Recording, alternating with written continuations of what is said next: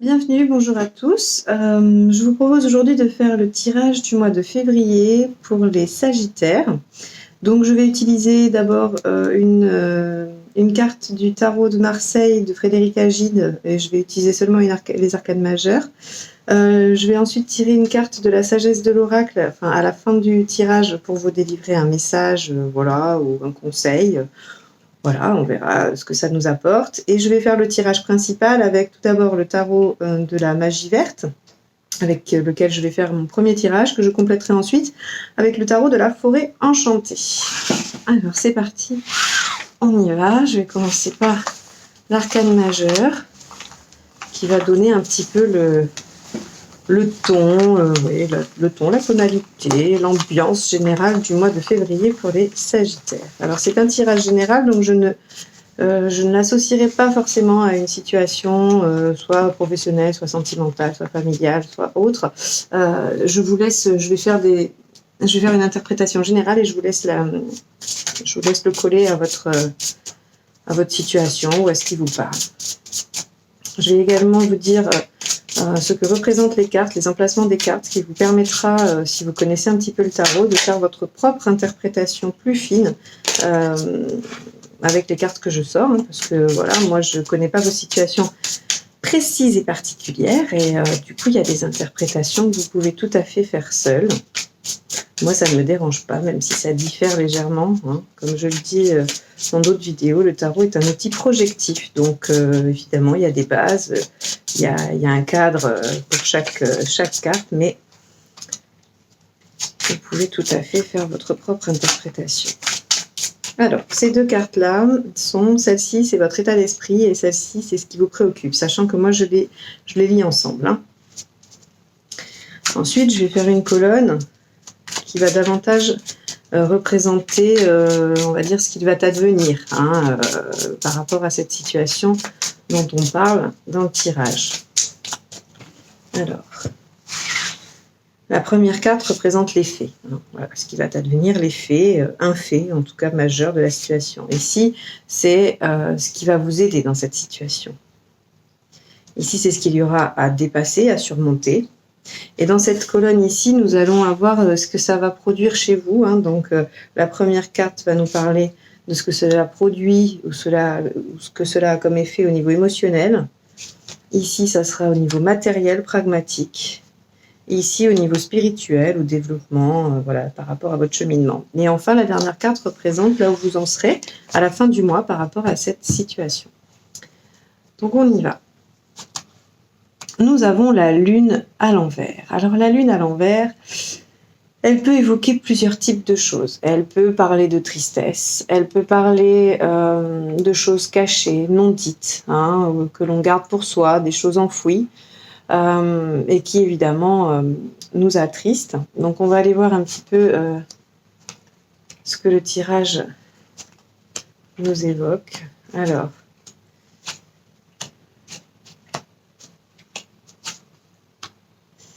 Alors voilà. Ici j'ai l'étoile dans votre état d'esprit, donc ça va, vous gardez quand même espoir. Vous êtes dans une situation qui vous rend triste, mais vous gardez de l'espoir. Et il y a le 8 de calice qui est là. Alors, donc ça, c'est votre état d'esprit, ça c'est ce qui vous préoccupe. Donc l'état d'esprit, c'est quand même, vous êtes confiant, vous arrivez, malgré la tristesse, malgré tout ce que ça remue, vous arrivez quand même à être optimiste, à vous dire que les choses vont probablement s'arranger. Vous avez cette sensation d'être sur votre chemin, que malgré la difficulté, finalement, vous savez que c'est une route que vous devez emprunter, vous êtes sur la bonne route et vous allez forcément vers du mieux. Le 8 de calice, lui, donc l'événement qui vous préoccupe, ou en tout cas ce qui vous préoccupe, c'est une quête. Alors, elle a deux aspects, on va dire plus ou moins profonds, la 8 de calice. Elle peut représenter une quête spirituelle que l'on démarre, ou bien elle peut évoquer le fait de laisser derrière soi une situation pour aller vers une autre. Alors, une situation qui nous apportait des choses, certes, mais qui ne nous apportait pas la complétude, la plénitude. Et donc, on se dirige, on va en quête de quelque chose de mieux. Alors, probablement qu'il y a ici une situation de glissement. Hein. Vous êtes peut-être entre deux situations, vous êtes peut-être dans un sas, voilà, dans un intermédiaire, dans une situation un peu intermédiaire, où vous êtes entre quelque chose qui était et où vous allez vers quelque chose qui sera. Je ne sais pas si ça vous parle, hein, ça peut être entre deux emplois, entre deux amours, ça peut être entre voilà, deux projets, deux situations. Vous pouvez effectivement l'associer à n'importe quelle situation qui vous arrive, hein. En tout cas une notion de transition. Hein. Les faits, le 10 de baguette. Alors, le 10 de baguette, qui est donc le 10 de bâton, représente ici quand même quelque chose de lourd, quelque chose de difficile à porter. Et dans les faits, vous ne voyez pas où vous allez. Dans les faits, vous ne voyez pas très bien où cela va vous mener. Et donc, c'est assez lié finalement à la lune et à l'étoile ici. C'est-à-dire que oui, vous êtes un petit peu dans quelque chose de triste ou en tout cas de caché, de non-dit. Hein. C'est ce que je disais, il y avait des éléments qui nous manquent. Avec la lune, il y a des éléments non sus, non connus. Avec l'étoile, on a l'espoir, on a la foi, hein, parce que de toute façon, comme on ne sait pas où ça va, on a la foi. Et le 10 de baguette, effectivement, ça nous dit que on ne sait pas trop où on va, que ce qu'on porte là sur les épaules, c'est un petit peu lourd. Donc on est en train d'essayer de le lâcher, je pense. Hein. Le 10 de baguette, c'est un 10, donc c'est quand même une fin. Hein. C'est-à-dire qu'on lâche le fardeau. Hein. On a beaucoup travaillé, on a beaucoup massé, on a beaucoup pris de choses. Enfin, vous voyez, et le 10, on est à la fin. On a tous ces bâtons sur le dos, mais on va les poser. Donc finalement, c'est assez cohérent avec le 8 de coupe qui nous indique qu'on va laisser quelque chose. Hein. Quelque chose qu'on avait qui était plein. Et forcément, c'était plein puisque ça nous pèse. Ça nous pèse et c'est lourd. Donc dans les faits, visiblement, au mois de février, vous lâchez quelque chose, des Sagittaires. Hein. Ce qui va vous aider, c'est la carte de la justice, la 11. Hein. Voilà. Alors, la justice, qu'est-ce qu'elle nous indique ? La justice, en général, elle nous parle d'aboutissement favorable pour nous, hein, quand elle est en tout cas en position positive. Elle nous parle de choses justes, d'équilibre. Elle nous parle de verdict positif pour nous. C'est-à-dire que on a peut-être au mois de février l'attente d'un verdict, d'une réponse, hein, qui peut être encore une fois de n'importe quel domaine. On a cette attente de verdict qui nous met un petit peu dans ce qu'on ne connaît pas, dans ce qu'on ne sait pas, hein, l'incertitude, qui nous laisse dans l'espoir quand même, qui représente quelque chose de lourd à porter. Et donc, visiblement, moi, ce tirage-là m'indique qu'on attend une réponse pour pouvoir quitter quelque chose, pour pouvoir laisser quelque chose derrière soi. Donc, visiblement, ce mois-ci, les choses sont en votre faveur. Hein. On ira voir après comment ça se précise avec l'autre jeu, mais a priori, ce qu'il va être aidant dans cette situation, c'est que le verdict sera positif et nous permettra de quitter. Donc, notre espoir est fondé, l'incertitude va être levée, le poids va être lâché et on va pouvoir partir en quête d'une nouvelle situation. Pour moi, c'est assez clair. Ce qu'il va falloir surmonter, là encore, c'est cohérent, c'est le 5 de coupe, le 5 de calice. Le 5 de coupe, il nous indique clairement que nous devons nous poser la question de savoir si nous avons le courage de quitter une situation. Et pour moi, ces énergies sont assez proches, même si elles n'ont pas la même signification, hein, parce qu'on dit souvent que le 5 de coupe, c'est la fin, c'est la rupture, c'est la tristesse. En tout cas, il y a une notion de tristesse dans le 5 de coupe. Effectivement, parce qu'on laisse quelque chose derrière soi qui n'avait pas que des mauvais côtés. Et donc, il y a une part de peine, même si on sait de toute façon que c'est pour mieux après.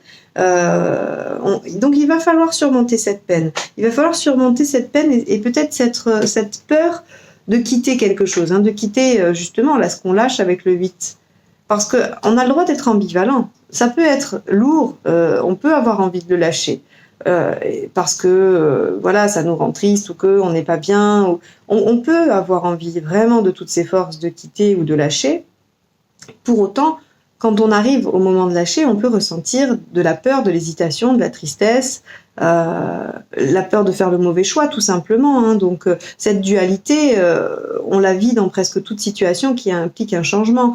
Donc c'est pas très étonnant et c'est pas contradictoire du tout. Hein. C'est pas parce qu'on a un fardeau et qu'on veut le lâcher, qu'on a l'espoir de le lâcher, qu'on est dans cette incertitude, qu'on attend un verdict, que lorsqu'il tombe de façon positive, qu'il nous autorise à lâcher ce fardeau, on est super content et que tout va bien. Non, on a le droit de se dire bon mince, ok, c'est bon, j'ai le droit de lâcher, mais ça me pèse, ça me fait quelque chose. Alors, l'impact, on va dire, de cette situation d'un point de vue émotionnel chez vous, c'est le 12. Donc le 12, c'est le pendu. Et donc clairement ici, ce que ça nous indique, c'est que eh bien, ça va vous permettre probablement de voir les choses différemment. Alors oui, le pendu a une notion de blocage aussi, hein, donc pour ceux qui sont très attachés à l'idée première de la carte, peut-être que ça va vous bloquer émotionnellement, ça peut. Pour moi ici, dans cette colonne, avec ce que ça implique vraiment, c'est cette possibilité de voir les choses différemment. Donc oui, on avait un fardeau, on va pouvoir le poser, c'est difficile, mais on va voir les choses différemment, et ça c'est quand même très très positif, très très positif. Probablement que ça va nous remuer. On ira voir comment ça se complète après avec le deuxième jeu, hein. Mais a priori, on prend un pas de côté, on arrive à se distancier, et notamment, j'imagine, par rapport au fardeau, hein. On arrive à se distancier du fardeau puisqu'on l'a lâché, et on arrive à regarder ça de loin et à vraiment prendre toute la mesure de la situation. Voilà ce que je vois pour l'impact émotionnel. Ici, pour l'impact, on va dire, pragmatique, on a le roi de coupe. Alors, le roi de coupe, dans le côté pragmatique, financier ou autre, matériel, il indique que les choses vont plutôt pas mal, qu'on a résolu les conflits internes, hein, parce que là, de toute façon, c'est vous avec vous-même. Donc, vous n'avez pas forcément peur, vous êtes peur de perdre, peur de manquer, il n'y a pas de difficulté principale, hein, il n'y a pas de difficulté matérielle notable, et les choses vont plutôt bien. Au niveau, on va dire, de votre spiritualité ou de votre réflexion, on a le 7 de Pentacle. Alors le 7 de Pentacle, il indique le travail qui paye, le travail qui finalement permet de progresser, de faire croître. Donc finalement, d'un point de vue du développement, cette 7 de denier, ce qu'elle indique, c'est que tout ce que vous avez mis en place jusqu'à aujourd'hui, tout ce que vous avez fait pour régler cette situation, paye en fait. Ça paye, et vous arrivez à engranger du savoir, à engranger de la connaissance et de l'expérience qui vous permet d'avancer et de récolter les fruits de votre travail. Alors, la sortie de tirage, c'est le roi d'épée. Le roi d'épée, il est très concentré sur ce qu'il est en train de faire, sur sa tâche. Il se plonge dans le travail, il met un petit peu les émotions de côté. Si c'est une situation professionnelle, effectivement, le fait que ça se libère et que vous ayez un verdict positif vous entraîne à travailler probablement plus. Si c'est une situation sentimentale, il se peut que vous ayez besoin, hein, pour vivre ça, le 8 et le 5 de calice, que vous ayez besoin de mettre un petit peu l'émotionnel de côté et de vous pencher davantage sur le pragmatisme, hein. Et le fait parce que l'épée c'est le mental, hein, donc le fait de vous décaler au niveau émotionnel aussi, hein, de voir les choses différemment, vous permet peut-être de mentaliser, d'intellectualiser les choses. Donc voilà comment je peux interpréter cette première partie de tirage. Je vais aller la compléter pour voir un petit peu si on a des informations supplémentaires ou plus précises à donner, hein.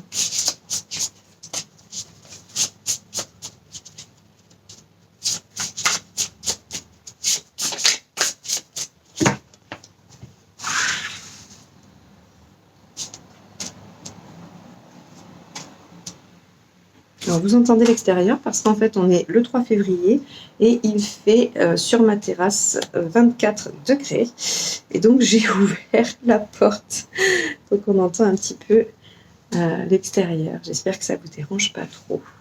Ah, j'en ai deux, allez. Hop. Parce que bon, quand même il fait super beau et que ça manquait un petit peu ce grand soleil et cette chaleur là. Je suis même en t-shirt manche courte, je ne sais pas si vous vous rendez compte. 3 février. Alors, on y va. Alors, qu'est-ce que j'ai avec l'étoile? Ah. Alors, attendez. Oui, c'est bon. Hop. Alors, le fait que la roue soit arrivée à l'envers, je ne sais pas. Je vais... Normalement, j'utilise mes jeux qu'à l'endroit, puisque du coup, il y a des positions positives et négatives, donc du coup, je me sers que des choses à l'endroit. Mais là, je sais pas, c'est la seule carte qui est à l'envers. Elle évoque le fait de stagner, hein. Donc, elle peut justifier ce côté d'être toujours dans l'espoir, de garder espoir et de voilà et d'avoir confiance et foi, parce que finalement la roue nous indique qu'il y a une période de stagnation. Alors pour moi, elle était peut-être juste en précision de ça, et elle nous dit que les choses vont avancer, parce qu'ici on a quand même ce verdict positif. Donc la roue, à mon avis ici, nous indique juste que peut-être en début de mois, les choses ne sont pas connues, on a l'espoir, mais on ne sait pas trop, et finalement donc ça provoque une certaine impression de stagnation, mais qu'au cours du mois de février, les choses bougent. Les choses bougent. Là, on voit ici qu'avec le 8 de calice, le 8 de coupe, j'ai un 2 de denier qui vient le préciser. Le 2 de denier a deux effets. Le 2 de denier, soit il nous parle de deux opportunités, de deux voies, et donc effectivement, le 8 de calice en choisit une pour en délaisser l'autre. Mais il nous parle également d'équilibre. Il nous parle d'équilibre, de jonglage, de choses où on arrive à faire avec deux situations. Et c'est peut-être le cas avant que ce verdict ne tombe, et c'est peut-être pour ça que c'est lourd, c'est qu'en fait on jongle avec deux situations. On sent bien qu'il y en a une que l'on doit quitter, il y en a une qui attend d'être laissée, mais avant le verdict, c'est pas possible. Et donc là, j'ai cette notion-là aussi, avec le 2 de denier, qui va être de jongler entre deux avant que la roue tourne. Voilà. Donc probablement que ça vous parle ou pas, vous me direz, mais je pense qu'il y a, soit c'est un choix entre deux voies à opérer, soit c'est cette idée effectivement de tenir entre deux situations. Ici, avec le 10 de bâton, on a le 5 d'épée. Alors le 5 d'épée, ça parle quand même effectivement un petit peu de conflit, de choses qu'on n'arrive pas à faire avancer comme on voudrait, on n'est pas compris, on n'est pas entendu, du coup on se fâche un peu. C'est peut-être ça qui est lourd, c'est-à-dire que ça n'avance pas, on ne nous écoute pas, il y a des conflits et c'est lourd, c'est très lourd pour vous. Là, avec la 11, on a la 12, le miroir, donc qui est l'équivalent du pendule dans ce jeu-là.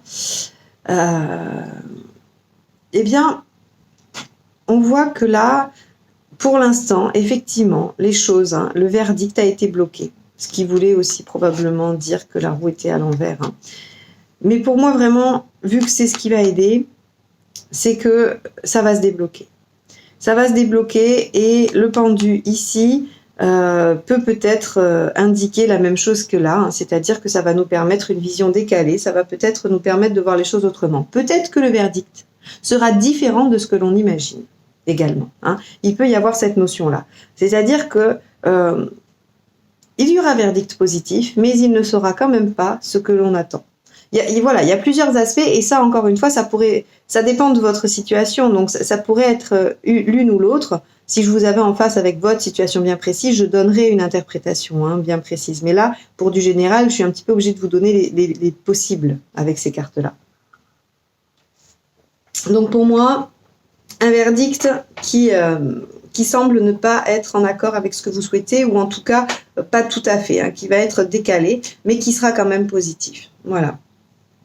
Ici, dans ce qu'il y a à traverser, alors c'est rigolo parce que c'est vraiment dans ce qui vous préoccupe, ce qu'il y a à surmonter, c'est vraiment l'idée de quitter. On a quand même le 8 de calice qui indique une énergie qui désinvestit quelque chose pour aller vers autre chose. Le 5 de calice où on se pose la question, a-t-on le courage de quitter? Et on a le 6 de flèche qui lui indique carrément que l'on quitte une situation pour aller vers une autre. Donc là, on a vraiment trois énergies très cohérentes, et ce que vous avez à dépasser, c'est de quitter quelque chose, de laisser tomber quelque chose. Là, c'est très, très, très, très clair. Vous êtes en attente d'un verdict qui ne sera pas, qui pour l'instant n'est pas là, et qui ne sera peut-être pas en accord avec ce que vous souhaitez, mais qui sera bon, qui vous permettra quand même de voir les choses différemment. Et avec le valet de bâton, on voit bien que ça débloque les choses. On voit bien que ça va débloquer plein de choses au niveau émotionnel finalement. C'est-à-dire que cette différence de point de vue, cette façon de voir les choses différemment, va vous permettre de débloquer les choses pour vous, d'un point de vue émotionnel. Au niveau, on va dire matériel, comme je disais, il n'y a pas franchement de problème. Et là, ça se confirme puisque j'ai le 7, qui est le chariot. Le chariot nous indique quand même quelque chose d'assez... c'est une réussite, c'est une victoire. Donc, au niveau matériel, il n'y a pas de souci. C'est-à-dire que si votre situation elle est en rapport avec du matériel, ne vous en faites pas. Le verdict sera positif et vous ne manquerez de rien. Vous ne manquerez pas de matériel pour aller dans votre projet.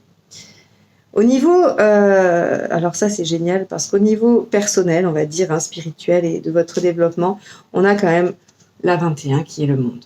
Alors, avec un 7 de denier ou de pentacle, c'est quand même superbe parce qu'on voit que tout le travail que vous avez accompli vous permet de vous ouvrir, d'aller vers un nouveau cycle, d'aller soit à l'aboutissement de quelque chose, hein, parce que le 21 représente l'aboutissement, la réalisation de quelque chose, mais pour moi, elle amorce aussi l'ouverture vers le cycle d'après, hein, et c'est surtout qu'elle elle nous indique l'ouverture au monde. Hein. Donc là, il y a vraiment il y a une belle récompense pour vous par rapport au travail que vous faites en février. Il y a une très belle récompense d'un point de vue de votre intériorité et du travail que vous faites sur vous.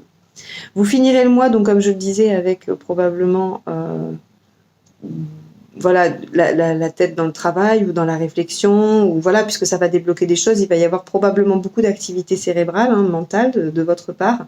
Et le 10 de flèche, hein, qui nous indique, donc le 10 d'épée, nous indique effectivement la fin des épreuves, la fin d'une situation. Donc je pense que ce que vous espérez en début de mois va se débloquer en milieu ou fin de mois, ou en tout cas durant le mois de février. Et ici, vous pouvez à nouveau vous plonger dans le travail, dans ce qui vous préoccupe, dans des choses. Enfin, vous pouvez redémarrer le mental parce que vous êtes une fin d'épreuve. Vous avez une fin d'épreuve ici. Une situation s'arrête, s'achève, avec la réalisation aussi intérieure. Hein. Le verdict. Voilà ce qui se passe pour vous au mois de février. Alors, vous n'êtes probablement pas tous dans cette situation. Si ça ne parle pas à tout le monde, j'espère que vous ne m'en tiendrez pas rigueur. Je délivre le message des cartes. Maintenant, à vous de voir si ça peut vous parler ou pas. Je vais prendre une carte de la sagesse de l'oracle. Hein, comme alors souvent, ça fait office de résumé. Hein, mais bon, ça arrive oui, je crois que ça arrive une ou deux fois où ça n'avait rien à voir. Mais après, quand j'ai eu dans les commentaires, je me disais, ah si, moi ça m'a parlé. Alors bon, ah ben voilà, elle se retourne toute seule. Un vent de changement. Bon, bah, je crois qu'on est d'accord que ça va nous parler. Donc un vent de changement, qu'est-ce que ça peut évoquer, un vent de changement? C'est dans la nature humaine de vouloir des certitudes et de résister au changement, de vouloir que le monde reste cohérent comme les rayures sur un zèbre. Cependant, rien n'est noir et blanc dans l'expérience humaine. Tout comme rien n'est immuable. La seule chose sûre, c'est le changement. C'est maintenant le temps de la transformation car les conditions extérieures seront temporairement déphasées par rapport à vos désirs et vos attentes. Restez dans la course et souvenez-vous que même les orages servent à purifier l'air, à disperser les graines et à nourrir le sol pour un avenir meilleur. La vie va devenir intéressante. Anticipez-la avec curiosité puisque vous vous demandez ce que vous apporteront ces vents de changement. C'est de l'inconnu que surgit la magie. Eh bien écoutez, je vous laisse méditer avec cette belle carte. Et j'espère vous retrouver pour le tirage du mois de mars. N'hésitez pas à vous abonner et à cliquer sur la petite cloche. À bientôt, au revoir.